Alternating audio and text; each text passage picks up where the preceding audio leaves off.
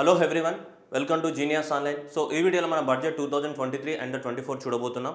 Already మనకి ఫిబ్రవరి 1 రోజు నిర్మలా సీతారామన్ గారు మనకి లోక్సభలో ప్రవేశపెట్టడం జరిగింది బడ్జెట్ని. సో ఎవ్రీ ఇయర్ మన ఫిబ్రవరి 1 రోజు లోక్సభలో బడ్జెట్ని ప్రవేశపెట్టడం జరుగుతుంది. సో మీ అందరికీ తెలుసా, నేను కొత్తగా చెప్పాల్సిన అవసరం లేదు. సరే, ఈసారి బడ్జెట్లో ఉన్నాయి ఏమేమి ఉన్నాయని దాని గురించి మనం మాట్లాడదాం. మీ అందరికీ తెలుసు, ఇండియన్ కాన్స్టిట్యూషన్లో ఆర్టికల్ 112 అనేది దేని గురించి చెప్తుంది? బడ్జెట్ గురించి చెప్తుంది. ఏమని ఉంటుంది? ఆర్టికల్ 112 ఆఫ్ ద ఇండియన్ కాన్స్టిట్యూషన్లో మనకి ఏమని రాయబడి ఉంటుంది? Annual financial statement is known as budget అని. యాన్యువల్ ఫినాన్షియల్ స్టేట్మెంట్నే బడ్జెట్ అని అంటారు. కానీ మన ఇండియన్ కాన్స్టిట్యూషన్లో బడ్జెట్ అనే పదం మెన్షన్ చేయబడలేదు. బడ్జెట్నే వేరే రకంగా రాశారు. ఏమని రాశారు? బడ్జెట్నే యాన్యువల్ ఫినాన్షియల్ స్టేట్మెంట్ అని రాయడం జరిగింది. కానీ బడ్జెట్ అనే పదం మన ఇండియన్ కాన్స్టిట్యూషన్లో మెన్షన్ చేయలేదు. దాన్నే ఇండైరెక్ట్గా మనకి ఈ విధంగా చెప్పడం జరిగింది. ఏమని? Annual financial statement. మరి ఈసారి ప్రవేశపెట్టిన బడ్జెట్ని నిర్మలా సీతారామన్ గారు అమృత్ కాల్ అని చెప్పింది. What is Amrit Kaal? అమృత కాలం అంటే నెక్స్ట్ వచ్చే యుగం అని. అంటే ఏంటిది? భారతదేశానికి స్వతంత్రం వచ్చి 75 సంవత్సరాలు కంప్లీట్ అయింది కాబట్టి 75 సంవత్సరాల నుంచి మనకి ఎక్కడికి వెళ్తున్నాం? నెక్స్ట్ రాబోయే 25 సంవత్సరాలు అనేది 100 సంవత్సరాల స్వతంత్ర భారత అవరమే. ఎప్పటికీ? 2047 నాటికి. 2047 నాటికి మన 100 సంవత్సరాల స్వతంత్ర భారత అవనే అవుతుంది. అంటే ఇండియాకి ఇండిపెండెన్స్ వచ్చి 100 సంవత్సరాలు కంప్లీట్ అవుతుంది. అంటే ఈ సంవత్సరం నుంచి 2023 నుంచి దాదాపు 2047 వరకు ఉన్నటువంటి టైం పీరియడ్ ఏదైతే next upcoming 25 years of the time period ఏదైతే ఉందో ఆ టైం పీరియడ్ని మనం ఏమంటాం? అమృత్ కాలం అని చెప్తున్నాం. సో ఈ బడ్జెట్ అనేది మనకు నెక్స్ట్ 25 సంవత్సరాల కోసం ఫౌండేషన్కి వేయడానికి కోసం ఉపయోగపడుతుందని చెప్పడం జరిగింది. అంటే this is the first budget for the Amrit call. రాబోయే 25 సంవత్సరాలకి భారతదేశం ఎలా డెవలప్మెంట్ జరగాలన్న దానికి ఇది ఒక ఫౌండేషన్ స్టోన్ లాంటిదని ఈ బడ్జెట్ అనేది వర్ణించడం జరిగింది. వీళ్ళు డిస్క్రిప్టివ్ ఇవ్వడం జరిగింది ఈ బడ్జెట్ గురించి. That is the Amrit Kaal. That is the 75 to 100 years of the Indian ఇండిపెండెన్స్కి రీచ్ అవ్వడానికి కోసమే ఈ బడ్జెట్ని మనకి లోక్సభలో ప్రవేశపెట్టినట్టు మనకి ఫినాన్స్ మినిస్టర్ నిర్మలా సీతారామన్ గారు చెప్పడం జరిగింది. ఓకేనా? అమృత్ కాల్ అంటే అది. This is the Amrit call budget. Next మనం ఏమంటున్నాం? టీచింగ్ ప్యాటర్న్ ఎలా ఉంటుంది? ఈ బడ్జెట్లో మనకు 7 ప్రియారిటీ ఏరియాస్ ఉన్నాయి. ఈ 7 ప్రియారిటీ ఏరియాస్ని నేను పార్ట్ 1 అండ్ పార్ట్ 2గా చేయడం జరుగుతుంది. ఎందుకంటే చాలా లెంతీ ఉన్నాయి. ఇవన్నీ కూడా టోటల్గా డిస్క్రిప్షన్ చేయాలి, మంచిగా మీకు మైండ్లోకి ఎక్కాలి అంటే ఇక్కడ 2 పార్ట్స్ ఉంటాయి. పార్ట్ 1 అండ్ పార్ట్ 2 ఉంటాయి. దాంతోపాటు ట్యాక్స్ ప్రపోజల్స్ కానీ FRBM యాక్ట్ ఈ 2 ఉన్నాయి కదా, ఈ 2 కలిపి నెక్స్ట్ పార్ట్ 3లో వస్తాయి. అంటే మన బడ్జెట్ అనేది మొత్తం 3 పార్ట్స్లలో ఉంటుంది. పార్ట్ 1, పార్ట్ 2 అండ్ పార్ట్ 3లలో ఉంటుంది. ఓకేనా? ఇది మీకు టీచింగ్ ప్యాటర్న్ యొక్క స్కీమ్ అనమాట. ఎందుకంటే మీకు కన్ఫ్యూజన్ ఉండకుండా క్లారిటీగా ఎగ్జామినేషన్లో మార్కులు రావాలి. ఎందుకంటే గ్రూప్ 2 కానీ గ్రూప్ 3 కానీ రాసేవాళ్ళు ఎవరైతే ఉన్నారో వాళ్ళకి ఇంతకుముందు బడ్జెట్ అనేది సిలబస్లో లేదు, చిన్న పార్ట్ లాగా ఉండేది. కానీ ఇప్పుడు బడ్జెట్ని సపరేట్ సిలబస్లో యాడ్ చేయడం జరిగింది కాబట్టి ఎక్కువ నెంబర్ ఆఫ్ ద క్వశ్చన్స్ మనకు బడ్జెట్ నుంచి రిఫ్లెక్ట్ అవ్వడానికి ఛాన్సెస్ ఉన్నాయి. కాబట్టి ఖచ్చితంగా గ్రూప్ 2, గ్రూప్ 3 ఇవన్నీ ప్రిపేర్ అయ్యే వాళ్ళకి బడ్జెట్ అనేది కంపల్సరీగా క్వశ్చన్స్ రావడం జరుగుతుంది. నెక్స్ట్ జీనియస్ పబ్లికేషన్ ద్వారా మనకి బడ్జెట్ అనేది ఇండియన్ ఎకానమీ అనేది కొత్త బుక్ రావడం జరుగుతుంది. మనకు సెక్షన్ 1, సెక్షన్ 2, సెక్షన్ 3 ఉన్న బుక్ అనేది రాబోతుంది. అండ్ ఇది ఇప్పుడు ఇండియన్ ఎకనామిక్ సర్వే కానీ బడ్జెట్ కానీ ఇంక్లూడ్ చేయడం జరిగింది. We are waiting for the Telangana budget and Telangana economic survey February మంత్లో రాబోతుంది. అది Telangana economic survey, Telangana budget రాగానే ఇమీడియట్గా మన మార్కెట్లోకి ఈ బుక్ అనేది రిలీజ్ అవ్వడం జరుగుతుంది. ఏ బుక్? ఇది జీనియస్ పబ్లికేషన్ ద్వారా మనకి ఇండియన్ ఎకానమీ ఉబ్బు రమేష్ సార్ గారు అండ్ నేను కలిసి ఇద్దరు రచించినటువంటి బుక్ ఇది మార్కెట్లోకి రాబోతుంది. Okay, right. We are waiting for the Telangana economic survey and next వచ్చేసి తెలంగాణ బడ్జెట్ కోసం వెయిటింగ్లో ఉంది. Okay, right. నెక్స్ట్ బడ్జెట్ అనేది మనకి ఏం చెప్తుంది? బడ్జెట్ అనేది అంటే యాన్యువల్ ఫినాన్షియల్ స్టేట్మెంట్. అంటే పోయిన సంవత్సరం ట్యాక్సెస్ ఏవైతే ఉన్నాయో ఆ ట్యాక్సెస్ ఎంత వచ్చినాయి, వాటి ద్వారా ఫ్యూచర్ కోసం ఎంత ఖర్చు పెట్టబోతున్నాం అని చెప్పేది మనకి ఏంటి? జనరల్గా బడ్జెట్ కదా. ఈ సంవత్సరం బడ్జెట్ అనేది మనకి 45 లక్షల కోట్లతోటి బడ్జెట్ని ఇంట్రడ్యూస్ చేయడం జరిగింది. టోటల్ బడ్జెట్ అవుట్లే ఎంత? 45 lakh crores, 45 లక్షల కోట్లు. ఈ 45 లక్షల కోట్లు ఎప్పుడు ఖర్చు పెడతారు? మనకి దేని నుంచి ఖర్చు పెట్టడానికి? April 1 నుంచి కదమ్మా. April 1 ఆఫ్ ద 2023 నుంచి. ఎందుకంటే ఫినాన్షియల్ ఇయర్ ఎప్పుడు స్టార్ట్ అవుతుంది? April 1 నుంచి స్టార్ట్ అవుతుంది. స్టార్ట్ అయ్యి ఎప్పటి వరకు ఖర్చు పెడతారు? March 31 ఆఫ్ ద 2024 నాటికి ఇవన్నీ ఖర్చు చేస్తారు మనకి. ఓకేనా? April 1, 2023 నుంచి March 31 ఆఫ్ ద 2024 వరకు మనకి ఇవన్నీ ఖర్చు చేస్తూ ఉంటారు ఇవి బడ్జెట్కి సంబంధించి. క్లియర్? రైట్. నెక్స్ట్ మనం మాట్లాడుకుందాం. ఈ 45 లక్షల కోట్లు ట్యాక్స్ ఎక్కడి నుంచి వచ్చింది, ఎలా వసూలు చేశారనేది మనం పార్ట్ 3లో మాట్లాడుకుందాం. జస్ట్ మనం మాట్లాడుకున్నది ఇప్పుడు బడ్జెట్.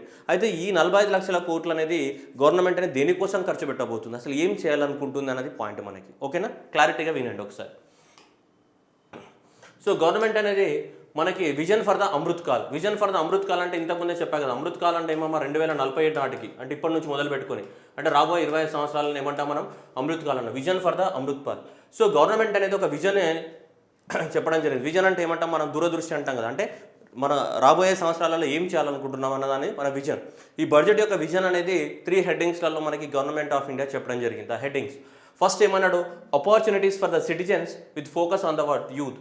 యూత్కి ఆపర్చునిటీస్ని క్రియేట్ చేయడానికి కోసము ఈ బడ్జెట్ యొక్క ముఖ్య ఉద్దేశం అని చెప్తుంది మన గవర్నమెంట్ ఆఫ్ ఇండియా. సెకండ్ ఏమన్నది, గ్రోత్ విత్ జాబ్ క్రియేషన్ అన్నాడు. ఏ గ్రోత్, జీడిపి అనేది మన జీడిపి అనేది వాల్యూ పెరుగుతూ ఉండాలి, దాంతోపాటు మనకి జాబ్స్ కూడా క్రియేట్ చేస్తూ ఉండాలి, అలాంటి జీడిపి ఉండాలనేది మనకి ముఖ్య ఉద్దేశం. That is the growth with the job creation.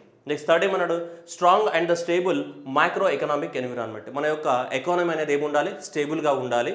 ఇవి మా బడ్జెట్ యొక్క vision. This is the vision of the budget. అంటే లాంగ్ టర్మ్లో ఇవి మేము సాధించాలనుకుంటున్నాము అని గవర్నమెంట్ అనేది చెప్తుంది. This is the vision of the budget. So కాబట్టి ఎగ్జామినేషన్ రాస్తూ ఉంటే మనకి డైరెక్ట్గా స్ట్రేట్ ఫార్వర్డ్ క్వశ్చన్ కూడా రావడానికి అవకాశం ఉంది. Which of the following are the vision mention in the budget document 2023 and 24లో ఏ విజన్ అనేది మెన్షన్ చేశారని అడగడానికి ఛాన్స్ ఉంది. So this is the vision of the budget. So that is the clear vision is they for the government. ఆ విజన్ని మీరు కూడా బైహార్ట్ చేయాలి. ఒకటేంటిది, opportunities for citizens for the focus on the youth, growth with job creation and strong micro economic stability ఉండాలనేది ఈ budget యొక్క విజన్గా మనకి గవర్నమెంట్ అనేది బడ్జెట్ డాక్యుమెంట్లో చెప్పడం జరిగింది. That is number 1 point. This is the number 1 question. Number 2 question ఏంటిదంటే, మరి మనం ఈ విజన్ని ఏదైతే మనం అనుకుంటాం కదా, ఇది ఒక ప్లాన్ వేసాం, ఇవన్నీ సాధించాలనుకుంటున్నాం. ఇవన్నీ సాధించాలనుకుంటే మన దగ్గర ఏమేమి ఆపర్చునిటీస్ ఉన్నాయి, what are the opportunities are they. ఆ ఆపర్చునిటీస్ని ఉపయోగించుకొని మనం ఏమైతే సాధించాలనుకుంటున్నామో దాన్ని సాధించాలి కదా. సో గవర్నమెంట్ అనేది మనకి 4 ఆపర్చునిటీస్ని మనకు సెలెక్ట్ చేయడం జరిగింది. These are the opportunities. 4 opportunities ఉన్నాయి. ఈ ఆపర్చునిటీస్ని కానీ మనం కనుక ఫోకస్ చేసినట్టయితే మనం అనుకున్నటువంటి యూత్ని ఫోకస్ చేస్తూ GDP growth with job creation కానీ ఎకనామీని స్టేబుల్గా ఉంచడం కానీ సాధ్యమవుతుందని చెప్పేసి గవర్నమెంట్ అనేది 4 ఆపర్చునిటీస్ని సెలెక్ట్ చేసుకుంది. ఎందుకంటే ఆ విజన్ ఉంది కదా, ఆ విజన్ ఏం చేయాలి, సపోర్ట్ చేయాలి. ఆ విజన్ని సపోర్ట్ చేయాలంటే so government is selected the 4 focus areas are వీటిని 4 ఆపర్చునిటీస్ అని చెప్పొచ్చు మనం. 4 the focus areas in our journey to India at the rate of the 100 years of Indian independence. చూద్దాం ఏం ఫోకస్ ఏరియాస్ ఉన్నాయి. First one, economic empowerment of the women. So ఉమెన్కి ఎక్కువ మొత్తంలో మనకి లోన్స్ ఇవ్వడం కానీ, ఉమెన్కి ఎంపవర్మెంట్ చేయడం కానీ, ఇలాంటి వాటిపైన ఎక్కువ మొత్తంలో ఫోకస్ చేయాలని గవర్నమెంట్ అని నిర్ణయం తీసుకుంది. That was the first focus area for the attainment of the hour vision. మనం ఏదైతే విజన్ అనుకున్నామో ఆ విజన్ని సాధించాలనుకుంటే ఫస్ట్ ఫోకస్ ఏరియా ఎవరి మీద పెడుతుంది, ఉమెన్ని ఎక్కువ మొత్తంలో ఎంకరేజ్ చేయాలా బిజినెస్ పరంగా కానీ, సో ఏ టైప్లో అయినా కానీ ఉమెన్ని మనం ఎక్కువ మొత్తంలో ఎంకరేజ్ చేయాలని చెప్పేసి మన that is the number 1 criteria. Okay, number 2 criteria ఏంటిదని చూడండి, PM Vishwakarma and the Kaushal Samman. దీన్నే మనం షార్ట్కట్లో ఏమంటున్నాం, మనం అబ్రివేషన్ ఫామ్లో చూసుకుంటే పిఎం వికాస్ అని చెప్తున్నాం. పిఎం వికాస్. సో మనము విశ్వకర్మ, విశ్వబ్రాహ్మణులు, విశ్వకర్మ అంటే మనం జనరల్గా వింటుంటాం. ఎవరు, గోల్డ్ స్మిత్ కానీ, నాకు బ్లాక్ స్మిత్ కానీ, కుమ్మరి వాళ్ళు కానీ, కమ్మరి వాళ్ళు కానీ, ఈ గోల్డ్ చేసే వాళ్ళు కానీ, ఔసల్ వాళ్ళు కానీ, ఇలా రకరకాలుగా ఉంటారు. అంటే సింపుల్గా చెప్పాలంటే మనకి ఇండియాలో మనకు చెప్పాలంటే హ్యాండీక్రాఫ్ట్స్ తయారు చేసేవాళ్ళు. ఓకే, ఆర్టిసాన్స్ కానీ, నెక్స్ట్ ఎవరైతే ఆర్టిసాన్స్ కానీ హ్యాండీక్రాఫ్ట్స్ ఉంటారు కదా, సో ఈ హ్యాండీక్రాఫ్ట్స్ తయారు చేసే వాళ్ళని మనం ఏమంటాం, మనం విశ్వకర్మ అని చెప్తుంటామా లేదా. ఇవి ఇప్పుడు కాదు, మనకి ఇండస్ వ్యాలీ సివిలైజేషన్ నుంచి long back. Indus valley civilisation అంటే ఎప్పుడమ్మా, ఇండస్ వ్యాలీ సివిలైజేషన్ అంటే 2500 BC. So Indus valley civilisation, సింధులోయ నాగరికత or otherwise Indus valley civilisation. అప్పుడెప్పుడు ఇండస్ వ్యాలీ సివిలైజేషన్ నుంచి ఇప్పటి వరకు కూడా భారతదేశంలో ఎన్నో ఆర్కియలాజికల్ ఎవిడెన్సెస్ ఉన్నాయి. మనకి ఎప్పటి నుంచో మన వాళ్ళు హ్యాండీక్రాఫ్ట్స్, ఈ ఆర్ట్స్ అనేటివి తయారు చేస్తున్నారు. సో ఏవైతే భారతదేశంలో ఉన్నటువంటి హ్యాండీక్రాఫ్ట్స్, ఆర్ట్స్ ఏవైతే ఉన్నాయో వాటిని మళ్ళీ ఒకసారి ఏం చేయాలి, రివైవ్ చేయాలి, వాటికి పునర్జీవనం పోయాలి. ఎందుకంటే తరతరాలుగా ఎప్పుడు Indus valley civilization and early Vedic period, later Vedic period, ఆ తర్వాత మగధ కానీ, ఆ తర్వాత పోస్ట్ మౌర్యన్ కానీ, ఇవన్నీ పీరియడ్లో ఎక్కడ చూసినా కానీ మనకి ఎక్కువ మొత్తంలో హిస్టరీ దేనిపైన బేస్డ్ అయ్యింది, మనకి ఆర్కియలాజికల్ ఎవిడెన్సెస్ అనేవి ఉన్నాయి. సో ఇక్కడ ఎప్పటి నుంచో మన దేశం అనేది హ్యాండీక్రాఫ్ట్స్కి ఫేమస్ కాబట్టి ఆ హ్యాండీక్రాఫ్ట్స్ని మళ్ళొకసారి ప్రపంచానికి పరిచయం చేయాలి. మన దేశంలో మళ్ళీ హ్యాండీక్రాఫ్ట్స్కి ఏం చేయాలిగా గ్రోత్ ఇవ్వాలన్న ఉద్దేశంతో సెకండ్ ఫోకస్ ఏరియాని దాన్ని సెలెక్ట్ చేసుకుంది. దాని పేరు ఏమని పెట్టారు, పిఎం విశ్వకర్మ కౌశల్ సమ్మాన్. కౌశల్ అంటే ఏంటిది, మనకి స్కిల్ డెవలప్మెంట్ అనమాట. సో అది ఎవరికి, విశ్వకర్మ అంటే హ్యాండీక్రాఫ్ట్స్ ఇవన్నీ తయారు చేసే వాళ్ళకి Vishwakarma, right. Next one, third ఏంటిది, టూరిజం సెక్టర్. సో ఈ టూరిజం సెక్టార్లో కూడా ఎక్కువ మొత్తంలో మన గ్రోత్ ఉంది. ఆ టూరిజం సెక్టార్లో జాబ్ క్రియేషన్ ఎక్కువగా ఉంటుంది. ఎందుకంటే ఫర్ ఎగ్జాంపుల్ ఒక యంగ్ జనరేషన్ అబ్బాయి ఉన్నాడు అనుకోండి, ఒక 19 సంవత్సరాలు లేదంటే 20 సంవత్సరాలు 30 సంవత్సరాలు, వాళ్ళందరూ కూడా ఫారిన్ టూరిస్టుల గైడ్ లాగా పనిచేయచ్చు. తాజ్మహల్ వచ్చింది, ఎట్లా చూడాలి తాజ్మహల్, లేకుంటే గోల్కొండ కోట్లపై ఇటు చప్పట్లు కొడితే ఆ చప్పట్లు ఎక్కడ వినిపిస్తాయి, ఎక్కువ సౌండ్ అయినా వినిపిస్తుందా లేదా, ఇట్లా ఇట్లా డాన్స్ చేస్తావా లేదా, ఇవన్నీ కూడా ఏంటంటే మనకి టూరిజంకి చాలామంది గైడ్స్ అవసరం, టూరిజం దగ్గర హోటల్స్ అవసరం, టూరిజం దగ్గర ఏంటిది మనకి క్యాటరింగ్ అవసరం, టూరిజం దగ్గర హోటల్స్ అవసరం, రైట్, ఇవన్నీ అవసరం. సో కాబట్టి ఎక్కువ మొత్తంలో జాబ్ క్రియేట్ చేయడానికి ఛాన్సెస్ ఎక్కువగా ఉన్నాయి. అందువల్ల మన విజన్లో ఏమన్నాం GDP growth with job creation అన్నాం. అందువల్ల tourism is having the lot of potential to generate the revenue as well as employment opportunities for the youth. So అందువలన ఈ టూరిజంని కూడా మనకి ఫోకస్ ఏరియాగా సెలెక్ట్ చేసింది. మనకి 4 ఫోకస్ ఏరియాస్లో ఇది one of the focus area. Next ఏమంటున్నాం మనం గ్రీన్ గ్రోత్. ఇక గ్రీన్ గ్రోత్ అంటే మీ అందరికీ తెలుసు, అంతా కూడా ఇప్పుడు ఏంటి సోలార్ ఎనర్జీ, విండ్ ఎనర్జీ, అంటే ఎన్విరాన్మెంట్కి తక్కువ డ్యామేజ్ చేస్తూ జరిగే గ్రోత్నే మనం ఏమంటాం గ్రీన్ గ్రోత్ అంటాం. That is least damage to the environment జీవికి అతి తక్కువగా ఏం జరగాలి, డ్యామేజ్ జరగాలి. ఎన్విరాన్మెంట్కి అతి తక్కువగా డ్యామేజ్ జరుగుతూ అయ్యే గ్రోత్నే మనం ఏమంటాం గ్రీన్ గ్రోత్ అని చెప్తుంటామా లేదా. సో అలా ఎన్విరాన్మెంట్కి అతి తక్కువ డ్యామేజ్ జరగాలి, అలాంటి గ్రోత్నే మనం ఏమంటాం గ్రీన్ గ్రోత్ అని చెప్తుంటాం. సో ఆ గ్రీన్ గ్రోత్ని కూడా మనకి ఒక ఆపర్చునిటీ ఏరియాస్గా సెలెక్ట్ చేయడం జరిగింది. సోలార్ ఎనర్జీ, విండ్ ఎనర్జీస్, ఇవన్నీ కూడా ఈ 4 ఫోకస్ ఏరియాస్ పైన మనకి బేస్ అయింది. ఇప్పుడు చాలామంది కన్ఫ్యూజన్, సార్ ఇంతకుముందు ఏదో అన్నారు విజన్ అన్నారు, ఇప్పుడేమో సార్ ఏందో అర్థం కావట్లేదు, ఉపేంద్ర సినిమా కనిపిస్తుంది, సగం అర్థం కాక మీరు బాగానే చెప్తున్నారు సొల్లు, కానీ మరి మాకేమో అర్థమవుతలేదు అనిపిస్తుంది. ఇవంతా ఏంటిదమ్మా, ఇదంతా విజన్, ఇదంతా గవర్నమెంట్ చేయాలనుకుంటుంది. ఇదంతా గవర్నమెంట్ చేయాలనుకుంటే దానికి ఎన్ని 4 ఫోకస్ ఏరియాస్ మీద ఫోకస్ పెడుతుంది గవర్నమెంట్ అనేది, 4 మీద ఫోకస్ పెడుతుంది. ఓకేనా అమ్మ, ఇటు చూడాలి లెసన్ వాట్సాప్లో చాటింగ్ అది మళ్ళీ వేసుకుందాం. ఓకేనా రైట్. సో 4 ఫోకస్ ఏరియాస్ ఏది, economic empowerment and PM Vishwakarma Kaushal Vikas, next tourism and next ఏంటిది గ్రీన్ గ్రోత్. ఈ 4 ఫోకస్ ఏరియాస్ మీద మనకి ఫోకస్ పెట్టి, నువ్వు కూడా ఫోకస్ పెడతా ఉంటావు కదా, పక్కన ఎవరు ఉన్నారు అటు దిక్కు పక్కల చూస్తూ ఉంటావు కదా, ఆ ఫోకస్ కాకుండా గవర్నమెంట్ వీటిపైన ఫోకస్ పెట్టింది. ఓకేనా రైట్. ఇప్పుడు క్లియర్గా మనకి ఏమున్నాయి, విజన్ ఏదో చేయాలనుకుంటుంది. ఓకే, చేయాలనుకుని గవర్నమెంట్ అనేది 4 ఫోకస్ ఏరియాస్ని సెలెక్ట్ చేసుకుంది. అవునా, 4 ఫోకస్ ఏరియాస్ అనేటివి ఉన్నాయి గవర్నమెంట్కి. మరి ఈ 4 ఫోకస్ ఏరియాస్ని టార్గెట్ చేస్తూ గవర్నమెంట్ ఏం చేసిందంటే మనకి 7 టార్గెట్స్ని ఫిక్స్ చేసుకుంది. ఓకేనా, ఎన్ని 7 ఏరియాస్ని టార్గెట్స్, అంటే ఇక్కడ 7 ఏరియాస్ని బాగా డెవలప్మెంట్ చేయాలనుకుంటుంది గవర్నమెంట్ అనేది. ఎందుకంటే మనం అనుకున్న ఫోకస్ ఏరియా ఉంది కదా, ఇప్పుడు సపోజ్ ఈ ఫోకస్ ఏరియా ఉంది economic empowerment of the women, అంటే అగ్రికల్చర్లో ఎంపవర్మెంట్ చేయొచ్చు, ఇండస్ట్రీస్లలో ఎంపవర్మెంట్ చేయొచ్చు, పొలిటికల్గా ఎంపవర్మెంట్ చేయొచ్చు, బిజినెస్ పరంగా ఎంపవర్మెంట్ చేయొచ్చు, ఏ రకంగా ఉమెన్ ఎంపవర్మెంట్ చేయొచ్చు. What is empowerment, the transfer of the పవర్ని మనం ఏమంటాం ఎంపవర్మెంట్ అంటాం. చాలా మందికి తెలియదు ఎంపవర్మెంట్ అంటే ఏదో అనుకుంటాం. Empowerment is nothing but the transfer of the power. So ఇలా ఏమైనా చేయొచ్చు మనం. సో అందువలన మనకి 7 టార్గెట్స్ని గవర్నమెంట్ ఆఫ్ ఇండియా చేసింది. ఈ 7 టార్గెట్స్ని ఏమంటున్నారంటే మనకి సప్తరిషి అనే పేరుతోటి వీటిని ఇంప్లిమెంట్ చేస్తున్నారు. మనం అనుకున్న విజన్ కానీ మనం అనుకున్న 4 ఫోకస్ ఏరియాస్ ఏవైతున్నాయో అవన్నీ కూడా మనం అనుకున్నట్టు జరగాలంటే వాటిని ఇంప్లిమెంట్ చేయడానికి కోసం గవర్నమెంట్ అనేది 7 టార్గెట్స్ని పెట్టుకుంది. ఆ 7 ఏరియాస్ని 7 టార్గెట్స్ని ఇంప్లిమెంట్ చేయాలనుకుంటుంది. వాటి పేరే మనకి సప్తరిషి అని పేరు పెట్టింది. సప్త ఋషులు అప్పట్లో ఇప్పుడు ఉండేవాళ్ళు అనేవాళ్ళు కదా.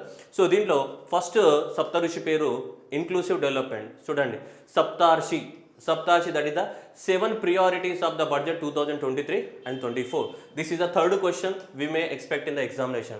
ఏమని, which of the following is not a part of the what Saptarishi, or which of the following is a part of the Saptarishi అనే ఎగ్జామినేషన్లో క్వశ్చన్ ఇవ్వడానికి ఛాన్స్ ఉంది. First one inclusive development and second one is what reaching the what last mile, అంటే ఎవరికో మారుమూల ప్రాంతంలో ఉన్న వాళ్ళకి కూడా డెవలప్మెంట్ యొక్క బెనిఫిట్స్ అనేటివి ఏమవ్వాలి, రీచ్ అవ్వాలి. That is the meaning of the what last mile connectivity, that is reaching the last mile. Next third one is the what infrastructure and investment, అవస్థాపన సౌకర్యాల కల్పన, infrastructure investment. Fourth one is the what unleashing the potential, అంటే ఇప్పటివరకు మనకి బయట రాని inner feelings ఉంటాయి కదా, నీ లోపల ఒక కవి దాగుంటాడు, ఆ కవి నీ కవితలు రాయడం నీకు వచ్చు కానీ నువ్వు ఎప్పుడు బయట పెట్టుండవు. You come in blue dress, I come in blue dress, ఇట్లాంటి కవితలు ఉంటాయి కానీ. సో ఎవరి లోపల అయితే టాలెంట్ ఉందో ఆ వెలికి తీత, మట్టిలో మాణిక్యాలు ఉంటాయి, మట్టిలో మాణిక్యాలను బయటకు తీయాలి. ఓ దూరం ఓ మా దూరం అని పాటలు పాడుతుంటారు చాలామంది. సో ఈ మట్టిలో మాణిక్యాలను వెలికి తీయడం అనేది ఇంకొకటి, ఇది ఏది అన్లీషింగ్ ద పొటెన్షియల్. నెక్స్ట్ ఏంటిది గ్రీన్ గ్రోత్. అండ్ నెక్స్ట్ ఏంటిది యూత్కి పవర్ ఇవ్వడం. ఏం చేయాలి, వాట్సాప్లో చాటింగ్ చేయమని, యూత్ పవర్. నెక్స్ట్ ఏంటిది ఫినాన్షియల్ సెక్టర్, డబ్బులు ఇవ్వాలి. ఏంది, మంచి ఐఫోన్ కొనుక్కోరా, మంచిగా చాటింగ్ చేసుకో, రైట్. ఆ తర్వాత బొంబుల్లవో ఎవరో ఒకరు దొరుకుతారో, లాస్ట్కి ఏమవుతుందో జీవితం ఆగం అవుతుంది. సో అవి చేయమని చెప్తుంది.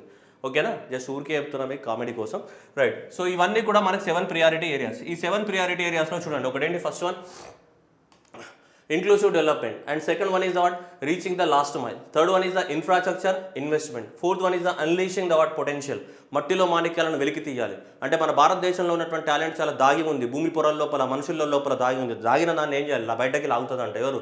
అమ్మ. ఏ అమ్మ? నిర్మలమ్మ. ఓకే, లాగితే లాకని కానీ రైట్. నెక్స్ట్ ఏంటిది? Green growth. నెక్స్ట్ ఏంటిది? Youth power. నెక్స్ట్ ఏంటిది? Financial sector. ఈ 7 ఫోకస్ ఏరియాస్ని, ఈ 7 ప్రియారిటీ ఏరియాస్ ఎన్ని విజన్లో 3 పాయింట్స్ ఉన్నాయి, ఫోకస్ ఏరియాస్ 4 ఉన్నాయి, 7 ప్రియారిటీ ఏరియాస్ ఉన్నాయి. ఆ 7 ప్రియారిటీ ఏరియాస్ ఏమంటున్నాం మనం? సప్తర్షి అనే పేరుతోటి గవర్నమెంట్ అనేది మనకి చెప్పడం జరిగింది ఈ బడ్జెట్లో. మనం అనుకున్నటువంటి 45 లక్షల కోట్ల బడ్జెట్ ఏవైతే ఉన్నాయో, ఈ 45 లక్షల కోట్ల బడ్జెట్ని ఈ 7 ప్రియారిటీ ఏరియాస్ కోసం ఖర్చు పెట్టబోతుంది. మరి ఈ 7 ప్రియారిటీ ఏరియాస్ కోసం ఖర్చు పెట్టినప్పుడు ఏం జరుగుతుందమ్మా? బుజ్జి బంగారం చెప్పమ్మా, నిన్నే అడిగేది, నిన్నే బాబు అడిగేది. ఇవన్నీ ఈ 45 లక్షల కోట్లు మనం ఏవైతే అనుకుంటున్నామో, ఈ 45 లక్షల కోట్లు మనం ఖర్చు పెట్టి ఈ 7 ప్రియారిటీ ఏరియాస్ కోసం ఖర్చు పెడుతున్నాం. ఈ 7 ప్రియారిటీ ఏరియాస్ కోసం ఖర్చు పెట్టి how many focus areas are there అమ్మా? 4 ఫోకస్ ఏరియాస్ని బాగా వాడుకుంటూ మనం అనుకున్నటువంటి విజన్ ఏం చేయాలి అమ్మా? సాధించాలి. అమృతకాల్ అన్నది కదా మేడం, అమృతకాల్ అన్నది రైట్. సో రాబోయే 100 సంవత్సరాల కోసం ఫౌండేషన్ వేసేటువంటి బడ్జెట్ ఇది. కనివి నెరగని బడ్జెట్, ఎవడికి అందని బడ్జెట్ అని చెప్పకనే చెప్తుంది. ఎలా?